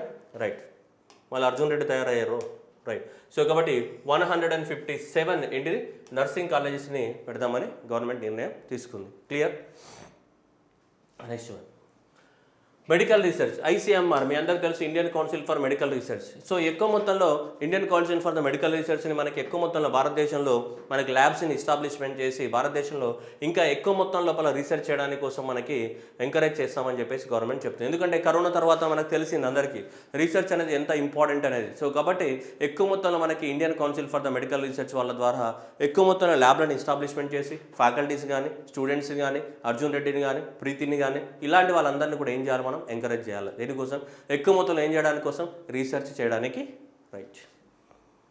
Next one, so pharma innovation. So next మన అందరికీ తెలుసు, ఆల్రెడీ కోవిడ్ తర్వాత కూడా ఇది తెలిసింది మనకి, ఫార్మాస్యూటికల్ సెక్టార్లో కొత్త ఇన్నోవేషన్స్ అనేది చాలా అవసరం. ఎప్పటికప్పుడు రోగాలు వస్తూ ఉన్నాయి, ఏ రోగం ఎప్పుడు వస్తుందో మనం ఎప్పుడు గుట్టుకోమంటాం ఎప్పుడు పట్టుకోమంటాం ఎవరికి తెలియదు. సో కాబట్టి మనకి అందువల్ల ఎక్కువ మొత్తంలో మనకి ఫార్మాస్యూటికల్ ఫీల్డ్ ఏదైతే ఉందో ఈ ఫార్మాస్యూటికల్ ఫీల్డ్ లోపల కూడా మనకి ఎక్కువ మొత్తంలో మనకి ఇన్నోవేషన్స్ని ప్రమోట్ చేయాలి. దానికోసం కూడా మేము ఫండింగ్ ఇస్తామని చెప్పేసి గవర్నమెంట్ అనేది ఈ బడ్జెట్లో మనకి డిక్లేర్ చేయడం జరిగింది, especially for the promotion of the pharmaceutical innovations. Next education sector లోపల టీచర్ ట్రైనింగ్. ఏదైతే మనకి ఈ టీచర్స్ ఎవరైతే ఉంటారో మనకి ఇక్కడ మీరు డైట్ కాలేజెస్ అంటే మీరు విన్నారా, district institutes of the education అంటే ప్రతి జిల్లాలో ఒక డైట్ కాలేజ్ ఉంటుంది. మనకి ఈ ఎగ్జామ్ రాస్తారు కదా, టీటీసీ ఎగ్జామ్ రాస్తారు, గుర్తుందా మీకు? టీటీసీ టీచర్ ట్రైనింగ్ ఎగ్జామ్ అనేది ఒకటి రాస్తుంటారు. టీటీసీ ఎగ్జామ్ రాసి వాళ్ళందరూ కూడా 2-3 సంవత్సరాల పాటు ఏం చేస్తారు, ఈ కాలేజీలలో చదువుకుంటారు. తర్వాత ఏం చేస్తారు, మళ్ళీ గవర్నమెంట్ ఎగ్జామ్ డిఎస్సీలు రాసి టీచర్లు అవుతారు. సో ఆ teacher training programme district institute of the education ఏవైతే ఉన్నాయో ఇవి ఆల్మోస్ట్ కొలాప్స్ స్టేజ్లో ఉన్నాయి భారతదేశంలో. ఎవడో పట్టించుకోవట్లేదు. అసలు మన తెలంగాణ రాష్ట్రంలో ఆంధ్రప్రదేశ్లో ఎప్పుడైనా టీటీసీ ఎగ్జామ్ ఈ మధ్య కాలంలో జరిగిందామా? ఒకప్పుడు నేను చిన్నగా ఉండగా టీటీసీ అంటే బాగా పాపులర్. మా టీటీసీ ఏం ఎగ్జామ్ రాస్తున్నారు అంటే టీటీసీ రాయడానికి పోయినట్టు. ఆ టీటీసీ రాసిన క్వాలిఫై అయిన వాళ్ళందరికీ డిస్ట్రిక్ట్ ఇన్స్టిట్యూట్ ఆఫ్ ద ట్రైన్లో 2.5 సంవత్సరాల్లో ఎంతో ట్రైనింగ్ ఉండేది అంట, కోర్సు ఉండేది బీడీ లాగా. అది చేసిన వాళ్ళు మళ్ళీ బీడీ కూడా చేసుకునేవాళ్ళు. ఇలాంటి ఇప్పుడు అంతా కొలాబ్ స్టేజ్లో ఉన్నాయి. అందువల్ల గవర్నమెంట్ అనేది మళ్ళీ ఎక్కువ మొత్తంలో ఈ టీచర్ ట్రైనింగ్ ఇన్స్టిట్యూట్లని ఏమన్నాడు, రీఎన్విషన్, మళ్ళీ ఒకసారి ఇవన్నీ కూడా కరికులం చేస్తూ డెవలప్మెంట్ కానీ ఈ సర్వేస్ కానీ ఐసీటీ ఇంప్లిమెంటేషన్ ద్వారా మళ్ళీ ఈ district institute of the training centres ఏవైతే ఉన్నాయో వాటిని మళ్ళీ ఒకసారి పునర్జీవనం పోద్దాము. ఇవన్నీ కూడా దీనావస్థకు చేరుకున్నాయి. అసలు టీచింగ్ ప్రొఫెషన్ అంటేనా టీచింగ్ సెల్ఫ్ మూసుకునే స్టేజ్కి వచ్చింది. ఏదో కాంపిటేటివ్ ఎగ్జామ్లో ఉన్న వాళ్ళకి ఎంతో కొంత విలువ ఉంది, కానీ మామూలుగా వాడ టీచర్ అంటాడు, బుంగాడు అంటాడు, గొట్టంగాడు అంటారు. మళ్ళీ ఇట్లా తయారైంది. ఏం చేద్దాం? Right. National digital library for the children's and the adults and okay adult వాళ్ళకి కానీ నెక్స్ట్ చిల్డ్రన్స్ కానీ ఏంటి, మనం డిజిటల్ లైబ్రరీని ఎంకరేజ్ చేస్తున్నాం. డిజిటల్ లైబ్రరీ అంటే వీటికి సంబంధించి అన్ని బుక్స్కి సంబంధించి జాగ్రఫీ కానీ లాంగ్వేజ్ కానీ జనరల్స్ కానీ లెవెల్స్ కానీ డిఫరెంట్ లెవెల్స్లో ఉన్నటువంటి బుక్స్ ఏవైతే ఉన్నాయో అవన్నిటిని కూడా ఆన్లైన్ లోపల మనకి తీసుకురావడం జరుగుతుంది. National digital library resources government అనేది. అలాగే స్టేట్ గవర్నమెంట్ కూడా ఏం చెప్తుందంటే, సెంట్రల్ గవర్నమెంట్ అంటుంది రాష్ట్ర ప్రభుత్వాలని, మీరు కూడా మీ దగ్గర కూడా కంప్యూటర్ని అన్నిటిని కూడా ప్రొవైడ్ చేయండి. ఎందుకంటే పిల్లలకి సో మనకి మేము డిజిటల్ లైబ్రరీని ఏర్పాటు చేస్తున్నాం. సో డిజిటల్ లైబ్రరీని ఏర్పాటు చేయగానే కాదు కదా, మాది యాక్సెస్ ఉండాలంటే కంప్యూటర్ ఉండాలి కదా. పొరగానికి కంప్యూటర్ కానీ ల్యాప్టాప్లు కానీ ట్యాబ్లు కానీ లేకపోతే వాడు ఏ డిజిటల్ లైబ్రరీని వాడుకుంటాడు? అది అంతా వేస్టే కదా. గవర్నమెంట్ ఆఫ్ ఇండియా ఏమంటుంది, మన డిఫరెంట్ ప్రపంచంలో ఉన్నటువంటి బుక్స్ అన్నిటిని కూడా కొని వాటన్నిటిని కూడా ఆన్లైన్లోకి స్కాన్ చేసి మనకి కాపీస్ లాగా అందిస్తుంది ఫ్రీగా. నేషనల్ డిజిటల్ లైబ్రరీ అంటే మీనింగ్ అది. వాటన్నిటిని కూడా అందుబాటులోకి తీసుకురావాల్సింది స్టేట్ గవర్నమెంట్. సెంట్రల్ గవర్నమెంట్ ఏం చేస్తుంది, జస్ట్ స్కానింగ్ చేసి బుక్లను ఇస్తుంది, ఈ లైబ్రరీలో పెడుతుంది. ఏ లైబ్రరీలో? నేషనల్ డిజిటల్ లైబ్రరీలో పెట్టేస్తుంది. పెడితే అది రాష్ట్ర ప్రభుత్వాలు ఏం చేయాలి, వాళ్ళ రాష్ట్రాలలో దాన్ని స్టూడెంట్స్ దగ్గరికి తీసుకెళ్ళాలి. దానికి కావాల్సినటువంటి ఇన్ఫ్రాస్ట్రక్చర్ని రాష్ట్ర ప్రభుత్వాలు డెవలప్మెంట్ చేయాలి. సెంట్రల్ గవర్నమెంట్ కాదు. సెంట్రల్ గవర్నమెంట్ జస్ట్ స్కానింగ్ చేసి మొత్తం డాటాలో మొత్తం స్టోర్ చేస్తుంటుంది. సో ఇక్కడ ఏమన్నాడు, state will be encouraged to set up the physical libraries for them at panchayat levels and the ward levels and provide the infrastructure for the accessing of the national digital library sources.